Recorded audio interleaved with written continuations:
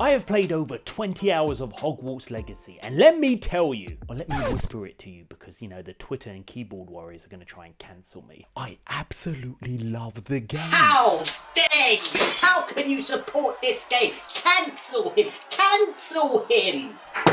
Anton, I have found you guilty of 2 counts of offending someone who gets offended of what you said. We're gonna have to cancel you.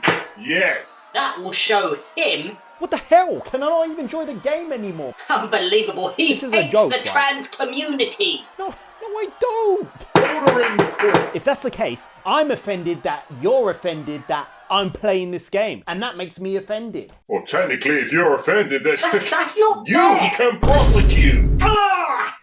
It works both ways.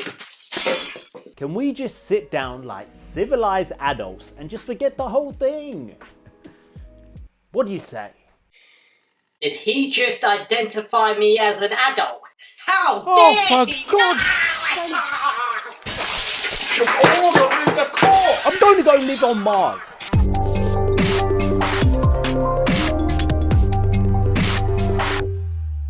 Anyways, now that that's all over, I haven't been able to put down Hogwarts Legacy with my over 20 hours that I've played so far. I was going to wait till I had completed the whole game to do a review, but I thought, screw that, I'm too excited and we need to talk about this.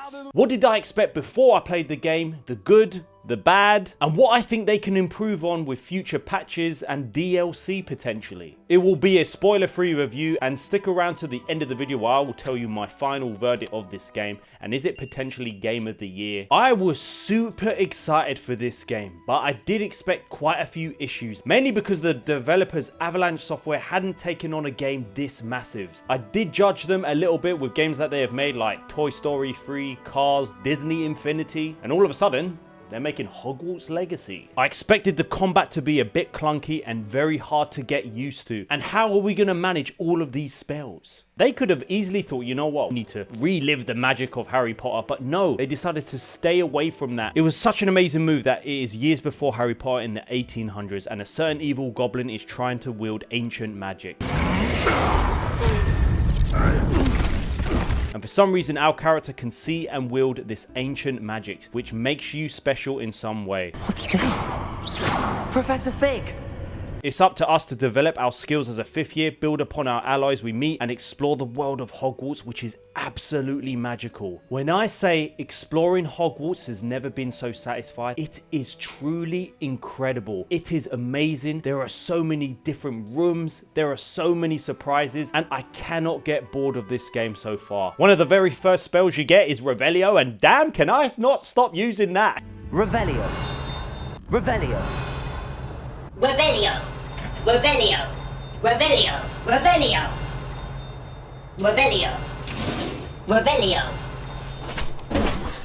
Revelio. I am very early on in the game, but I am so intrigued of where this story is heading, and I cannot wait to dive in further. But for now, I am taking my absolute freaking time by just exploring. This is an open world we want. You hear that, Ubisoft? This is the sort of open world we want. Here comes the money. Here we go. I don't think they can hear me. As a whole, when it comes to main missions and side missions, it is not like your generic side missions and quests like in the recent Assassin's Creed games where you deliver a letter down the road. This is for you. Thanks.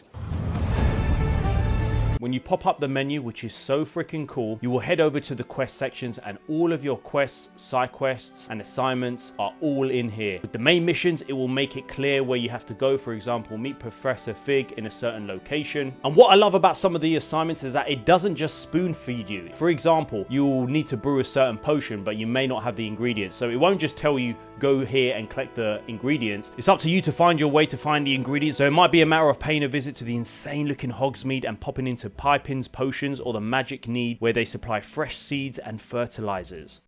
Oh, I love this game. Now, when I say I've only fast traveled a couple of times, and one of them was because the game told me to do that, so you know how to fast travel. I do not want to fast travel in this game, and I think that says a hell of a lot when an open world game does that to you. Now that I've got my broom, I want to fly over to Hogsmeade because I'm using Revelio, and I don't want to miss anything. There might be something I miss, so that's why I take my time and I am walking, running, flying.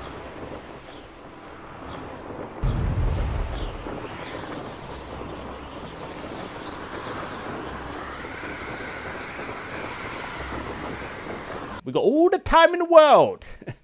Well, I wish we had more time because I want to quit my job and make this my full-time job. I personally love the art style and graphics of this game. It looks absolutely incredible. The architecture, the buildings, it is mind-blowing. And you can say, because I have been a Harry Potter fan since I was a kid,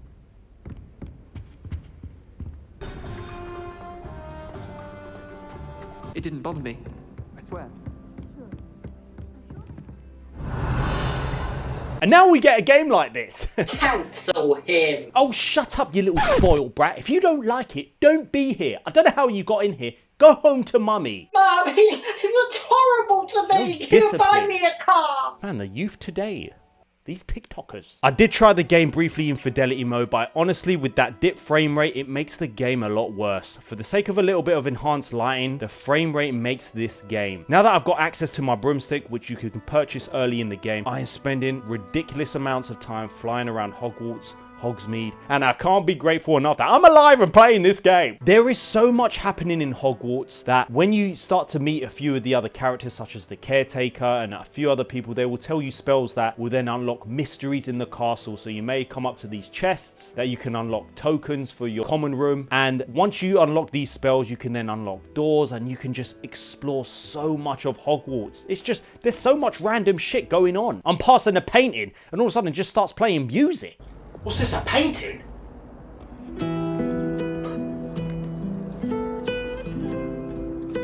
What a song!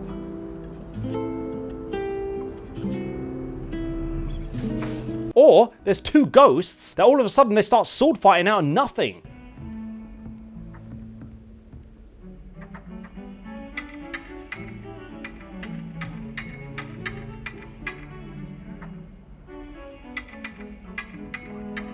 Or I'm in Hogsmeade, and in the toy shop, these two students get kicked out. And I was like, what the hell? And they're like, we didn't steal anything. But they did. Ha! I've no tolerance for thieves! That's all of them, sir. Honestly, I swear. How many times? I tell you this, they'll not appreciate your antics in Azkaban. So random. My God, I'm such a big kid. Hey, never grow up. Look at me. Good job, but I hate my life. Damn. Sorry about that. My wife left me. For my brother. When it came to gameplay in spells especially, I was expecting the gameplay to not be as fluid. But oh my gosh, was I wrong. The combat is unbelievable. I absolutely love it. It's so easy to understand. It flows so well. You assign 4 spells to each of your 4 buttons, and all you have to do is use one of them, hold R2, and choose what spell you want to use. Triangle is your Protego, which is your shield block, and if you hold it when an enemy hits you, it will counter. By tapping R2, that is your basic cast/attack. You have an ancient magic meter, which then, when it's full, you can unleash a devastating ancient magic attack, which will deal a lot of flipping damage.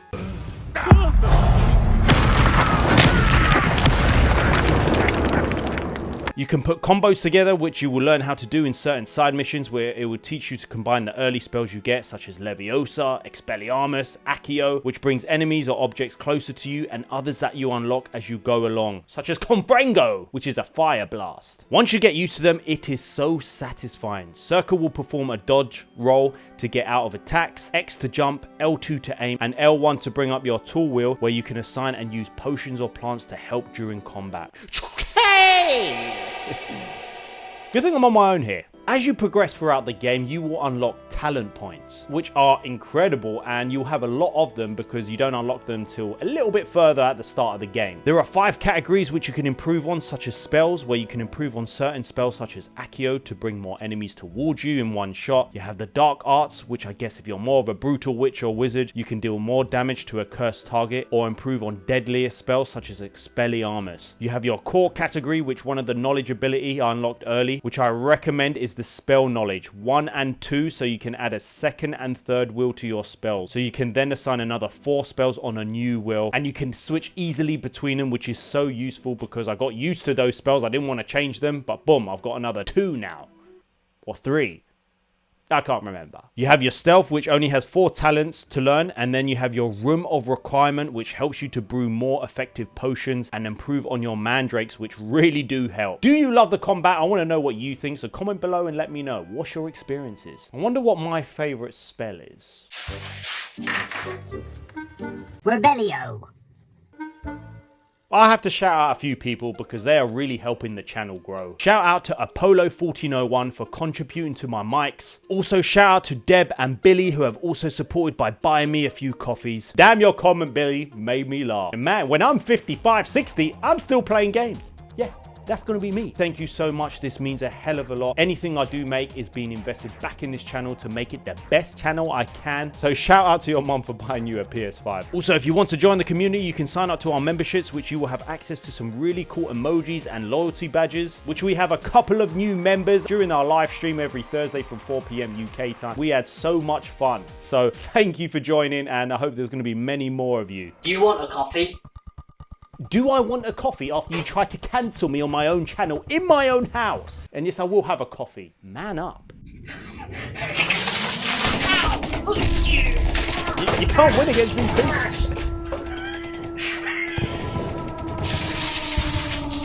Stop breaking stuff. We interrupt this program to bring you... The fact that there are no microtransactions in the game makes it an even better game. Flipping hell, it makes it a great game. An amazing game. I absolutely love the customization in this game. It's so easy to understand, and we can put our hood up in Hogwarts whenever we want. And in Valhalla, during combat, we couldn't actually put our hood up. It kept going down. And I think they only patched that in till like the end of like the 2nd year. Like, what was the point? You can customize pretty much everything in this game. Your hair, eyes, skin color, scars, and the clothing customization is insane. As we unlock better gear, we can then apply it to our character. But if you don't like the style of it, you can essentially transmog it, where literally you press square and you can just apply one of the other designs that you like. And also what I'll say is make sure you do sell the gear that you're not using, because your slots are going to be taken out very, very quickly. So make sure you do sell them. How they look are all going to be saved automatically on there. When you find a chest and you ain't got any slots, you're going to have to dismantle it, and you don't want to do that because you're going to lose a bit of money. At the minute, I'm stuck between my Gryffindor cloak and this amazing all black outfit, but because there's so many outfits, I keep changing. Let me know your favorite combo. What are you applying to your character? Have you got the robe, or have you got something completely different? As you can tell, I obviously love this game, but there are some improvements that can be made. I absolutely love the common room, and yes, I've chosen Gryffindor. It looks so beautiful. I really wish there was more stuff to do in the common room. For instance, I wish we could actually sit down on the chairs, and I wish we could actually hang out. I wish they had some mini games, so it made us feel like we are hanging out with our other students. I'm also still hoping for a DLC. Maybe they will bring in Quidditch eventually. I really do think they will, but I am loving some of the exercises you do for upgrading your broom, going through these hoops. It is so much fun. This is rather fun. That would be the icing on the cake. This has been a bit too ambitious, but maybe something like online play or co-op. I don't want to expect too much, so maybe if there's a second game, there will definitely be an online co-op sort of mode where we could just hang out with each other if we're in the same house. That would be cool. Now, Hogwarts Legacy is a game we have all been waiting for years, especially if you've been a Harry Potter fan since the very start. It's refreshing as well as nostalgic because it feels like Harry Potter, but it also feels like a completely different story altogether. It captures the magic of Harry Potter, so it makes you feel like it is truly this world. I know I'm quite early in the game, but I'm loving every aspect of the game. The missions, the exploration, the little mini games, and I'm sure there is much more for me to discover. I have only noticed a few bugs. One where I was entering my Gryffindor painting with the fat lady and it got distorted, and another where I couldn't get off my broom, so I had to load a previous save file. As of this video, there was an update for loads of bug fixes, so there's been a lot of things that have been fixed. For a new game, I expected a lot more bugs on release, and I'm so glad that they delivered and delayed this game. Now, you're probably going to think I'm a little bit biased, but so far on the game, I'm giving it a 10 out of 10 because I define a 10 out of 10 as, am I addicted to this game? Do I love this game? It's ticked all of these boxes, and I cannot put this game down. If you're not a Harry Potter fan, it's probably edged towards a 9 out of 10. I'm just letting you know how I feel, and I'm not saying that everyone's going to love it. They're not. Let me hear your thoughts. I want to know what you think about the game, so make sure you comment below and let me know. Well, let's take a look at the comment of the day from my previous video. 11 PS5 games that ended up sucking. Shout out to Joe T, good list. I would take Guardians off the list as I thought it was a well-written game with engaging characters. Even if the combat was fairly simplistic, it was still fun. Really appreciate the comment, and I've read a lot of your comments and tried to reply to as many, and yes, a lot of you said Guardians should not be on this list, and it was only because of the sale numbers. I was probably wrong because I want to give that game another go, and I will eventually. Well, now that this video is done, it's time for me to take this off and make myself another coffee so we can get back to playing Hogwarts Legacy. 2 hours later. What are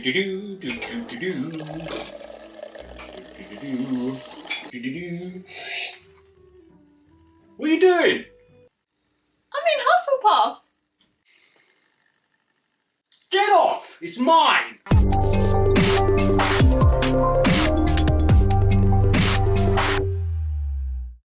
Mainly because the development...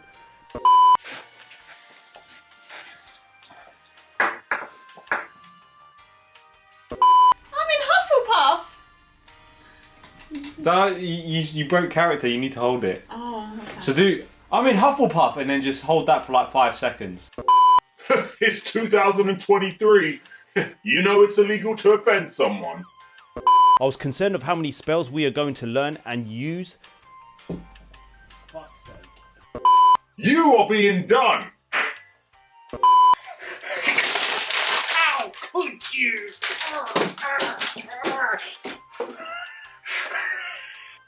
Here, actually here, and then be like, I'm in Hufflepuff. It's up to us to do. Ow! Oh, my foot. Triangle is your Protego. Alright, that's good enough.